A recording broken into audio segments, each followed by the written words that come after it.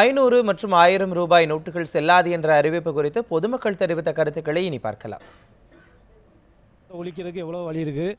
அதனால் பொதுவாக சின்ன வியாபாரிகள் இந்த எங்களை மாதிரி வந்து போகிறவங்களெல்லாம் இது ரொம்ப பாதிக்குது. இதுக்கு ஒரு டைம் கொடுத்து இல்லை இவ்வளோ நாள் டைம் கொடுத்தது பண்ணி இதை பண்ணிடலாம். திட்டம் நல்ல திட்டம் தான். ஆனால் அது அடித்தட்டு மக்களை பாதிக்காத அளவுக்கு இதை மத்திய அரசு கண்டிப்பான முறையில் உன்னிப்பாக கவனித்து செய்யணும். நேற்று நைட்டு தான் இது ஒரு 7 o'clock 8 o'clock தான் இந்த நியூஸே ரிலீஸ் பண்ணியிருக்காங்க கவர்மெண்ட்டில். பட் எங்களுக்கு நியூஸ் கிடச்சது நைட் 10 o'clock தான். ஸோ எங்களால் மணியெல்லாம் மாற்ற முடியாமல் ரொம்ப கஷ்டப்படுறோம்.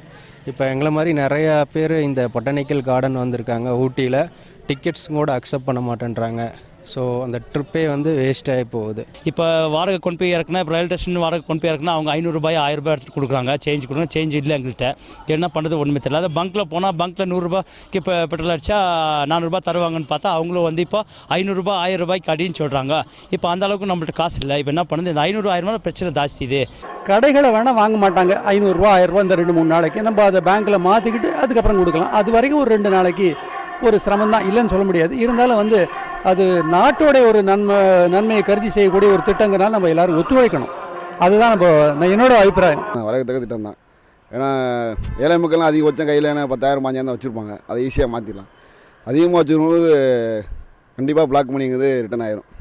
நல்ல திட்டம் தான் அது. பாரத பிரதமர் நரேந்திர மோடி அவர்கள் அறிவிச்சிருக்க அந்த திட்டத்தை எல்லாருமே வரவேற்கக்கூடிய ஒன்று தான்.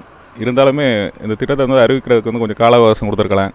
கொஞ்சம் பீரியடாக பத்திரிகை விளம்பரமோ எல்லாமே கொடுத்துருந்தாங்கன்னா பொதுமக்கள் எல்லாருமே கொஞ்சம் அவேர்னஸ் கொஞ்சம் கிரியேட் ஆகிருக்கும். பெரிய அளவில் இந்த பணம் ஒரே இடத்துல தேங்கி கிடக்கு. இதை வெளியே கொண்டு வரணும்னா இது ஒரு நல்ல விஷயம்தான். இதை வரவேற்கலாம். ஆனால் 2 நாள் உண்மையிலே பொதுமக்களுக்கு சின்ன பாதிப்பு தான். இருந்தாலும் கூட இதை நாம் கட்டாயம் வரவேற்றத்தான் ஆகணும்.